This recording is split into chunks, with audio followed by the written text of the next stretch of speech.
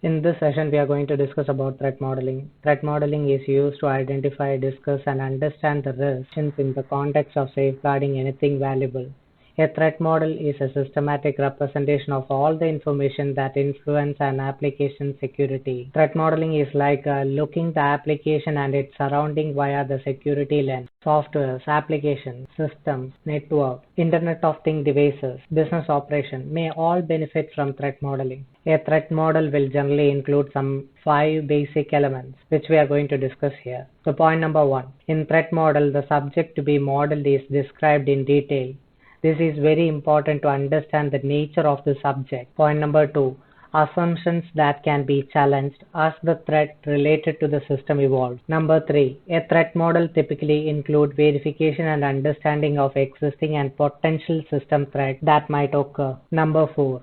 Identify the actions that may be performed to counteract each threat. Point number 5. A threat modeling is a method of validating the threats as well as verifying the success of actions taken. So threat modeling is a process of gathering, organizing, and evaluating these data. It helps to make educated decision making regarding application security threats, and these decisions can help to improve security posture of evaluated systems. Typically, threat modeling initiatives, in addition to providing a model, also generate a prioritized list of security enhancements to an application's concept, requirements, designs, or implementation. Threat modeling is a set of actions that aim to improve security by detecting the risk and then developing countermeasures to minimize or reduce the consequences of such threats on the system. A threat is a possible or real undesirable event which might be malicious or unintentional. A planned activity for discovering and analyzing applications' risk and vulnerabilities is threat modeling. It is ideal to use threat modeling consistently throughout system development. The process is largely the same at the different levels of abstraction. However, the information becomes very detailed as the system lifecycle processes. A high-level threat modeling should ideally be created at the early stage of concept or planning phase and then redefined throughout the lifespan. New attack vectors might form when additional information are added to the system. I have used term system many times in this session, but please try to understand that system is an orderly group, interdependent components to achieve a specific objective, and it can be an application, it can be a software or a business process or anything like this. That's all in this session. Please like and subscribe this channel for similar videos.